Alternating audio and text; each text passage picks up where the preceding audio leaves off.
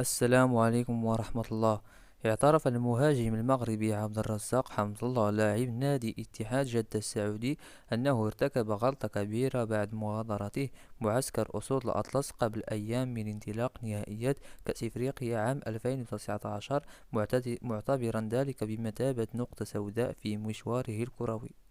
وقال حمد الله في حوار صحفي مع برنامج سعودي: أشكر الجماهير المغربية التي تفهم في كرة القدم على مساندتي هذه طوال الفترة الماضية رغم غيابي عن أجواء المنتخب المغربي.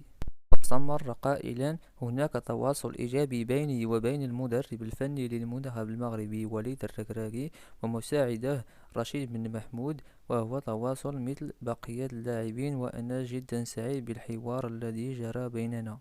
وواصل: أنا مشتاق جدا للعودة مرة أخرى للدفاع عن قميص المنتخب المغربي رغم الأندية المختلفة التي لعبت لها، إلى أن تمثيل ألوان بلدك ليست كمثل شيء، الوطن شيء كبير والمنتخب هو جزء من قلبي.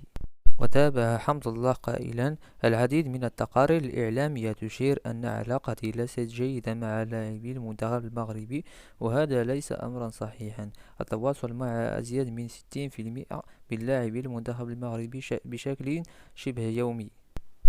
وواصل: مغادرة معسكر المنتخب الوطني عام 2019 بمثابة نقطة سوداء في مشواري الكروي، وكان من المفروض ألا أقوم بذلك، وكان عن غير قصد، وقد حصدت عواقب وخيمة لهذا الخطأ، وأعتذر الجماهير المغربية.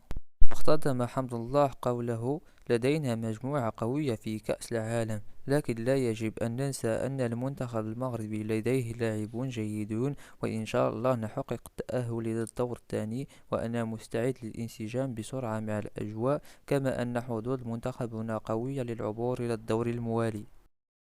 هذه آخر أخبار المحترفين المغاربة، في أمان الله ومع السلامة.